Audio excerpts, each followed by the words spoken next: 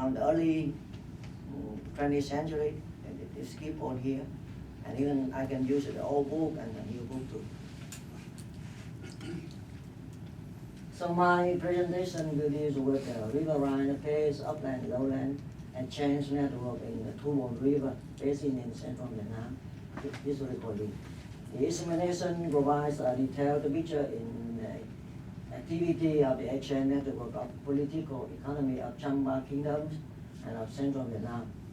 And I try also argue that the land routes known among the local as the shoal roads complemented rivers in creating lowland and upland exchange network. Together, river and road brought people from diverse geographies and ethnicity together to form the economy and political foundation of central Vietnam. The system of the river right exchange only in central Vietnam, not in the north, not in the south. Central Vietnam, the river shorter than the river, big river in the north, the Red River, and the south, like the Mekong River. But the estuary of the north and the south is cannot use for the make a harbor. Only in central Vietnam is we have a good harbor. And you will see how useful that estuary still be used now. And now we start to build a system of the new harbor in central Vietnam to connect with the South Sea. In the map you can see the, I can use this one. In the Chamba Kingdom in here, in this area. And the Chamba Kingdom or central Vietnam is likely the midway between the South Asia and the East Asia. And the East you trade in the money trade, keep the very important location in the free trade route between the South and the East Asia. And it's also likely the middle between the Southeast Asia mainland and Southeast Asia island. So that's why in the culture, informally in Chamba Kingdom, the culture received both in the South, in India, and as well in China, also from the mainland Southeast Asia and island Southeast Asia. And here the central Vietnam along the coast. And you can see the land of central Vietnam is mostly very narrow.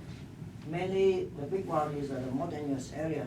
And on the river flow from the west to the east, join with the sea and make very good harbor. The river in the south or in the north, especially in the south like the Mekong River, is very muddy.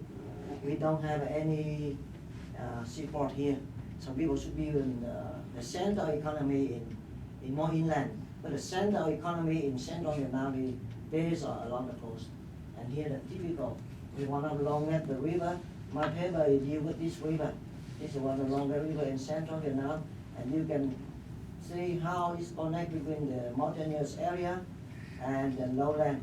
And here's the estuary. It's very well known in Chamba, so called the port of Great Chamba. We can see in the inscription of a written text about 8th to 12th century, and then it's become to the main port in 17th and 18th century. Like international, it's the same with the same type with Malacca in Malay, and this is the Cham Island. It's likely the landmark of all the ships come from the north to the south and travel from the south to the north. Because as you know, because of the monsoon, so that's all the ships should go. The ship go along the coast. They cannot go further in Pacific because they're rocky. There are rock in the water. It's more safe if you travel along the coast. And here the Cham people, instead that they build the big harbor here to support mainly for fresh water or firewood for all the Sikanda. Beside that, and then you will see the rich forest products of the Cham also provide the good for exchange, the good with the outside. And the Cham Island is become to the landmark. We do the excavation here, and we found very early Han ceramic, and we found the Islam ceramic in 8th and 9th century too. And this is the Cham Island here, and this is Highland. There's some very close. And you see from here, from China, if you travel to the south, you cannot go like this, but you should go along the coast and stop here, get more water, and go down. And this is the Basaland. This is the Lanzarote, or the ship go down. It go further to Pacific. And this is the distribution of the prehistorical site that we found. About 20 years we were in the field work. We found is the site from the lowland in the harbor up to very inland near the border of Laos. All belong to 500 BC up to 200 AD.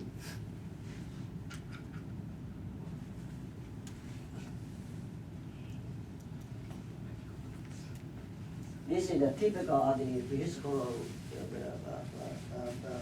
prehistorical artifact we found in central Vietnam, the so-called Sa Huỳnh culture. Sa Huỳnh is the culture is about 500 BC up to 200 AD.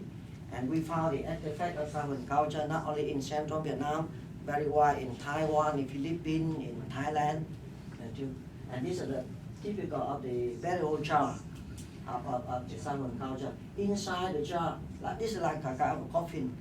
And inside the jar burials, we found a lot of artifacts like the agate, the bronze mirror, or the weapon. Here the Chinese bronze we found in the tomb of the Sa Huỳnh culture. Not only along the coast, but very deep in the inland too. And these are dated around the 1st century AD. And here all the ham here, also a very big number we found in the tomb. Or beside that, we found the artifact made from India, import from India.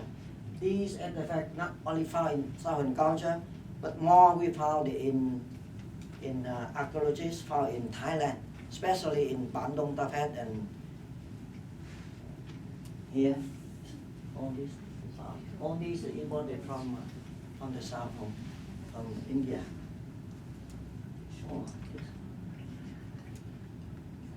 there's some artifact maybe related to the religious, the religion, or the agricultural tools. This we found in the very far in the inland, in the mountainous area. So then we can see through the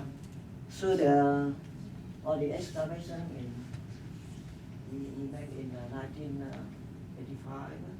So we can see very early period, how the prehistorical period, the exchanging or the transport the goods between the lowland from the estuary to the inland is very early. Not stop in Vietnam, but maybe go further to the northwest of Thailand, northeast of Thailand too. And here, the minority people, both are they speak Hmong Khmer language, and the bigger number now living in the border between the Laos and Vietnam. They still keep very well their traditional culture. The picture this we shoot in 1985. At that time, after the war, Vietnam War, the economy very difficult. So, but you can see people still use some exchange. They carry some goods from the upland, and then the government at that time they use some small boats to do exchange goods with the minority. They bring some salt, mainly the salt, to exchange with the people. And here in the map you can see it's like the 16th century. Today, then I say mentioned about the Tran temple here. It's a Hindu mission temple now, and the Buddhist. These are the two biggest monuments of the Tran in this area. And also mentioned about the big estuary, this so-called port of Red Chamban. And this is the land of Quảng Nam in central Vietnam. And this you can see clearer Hoi An here. And agricultural land is very small, mainly is the highland. And in this area, very rich of inglewood and cinnamon, pepper and gold. we read through the Chinese recorder, they export the cinnamon to China very early, about the first century AD. And Taoism, the Taoists use cinnamon to make kind of the medical longevity medicine very early, or eagle wood. And in this area occupied by the people who speak also this also Asiatic language, like a Khmer language, is more inland.